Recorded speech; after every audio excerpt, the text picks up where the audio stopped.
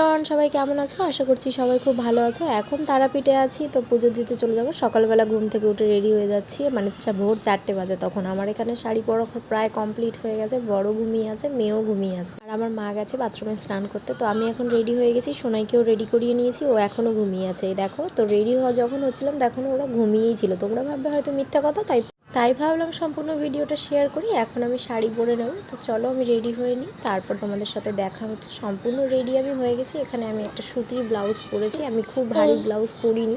ওই ঝকর মকর সাজ আমার খুব একটা পছন্দ হয় না, ওই কারণের জন্য এখন বেরিয়ে পড়েছি। তো রাস্তাতে বৃষ্টি হয়েছিল, শাড়ি আমি উঁচু করেই নিয়েছিলাম। ফুল আর ফল আর এখানে যে পান্ডা দিয়ে পুজো করব তাদের দোকানে চলে এসেছি। আমাদের হোটেলের থেকে ওনাদের বুক করে দিয়েছেন। তো এখন আমরা পুজোর সামগ্রী নিয়ে নিয়েছি, চলে যাব মন্দিরে। তো মন্দিরে গিয়ে কী করলাম না করলাম সমস্তটা পরের পার্টে অবশ্যই নিয়ে আসবো।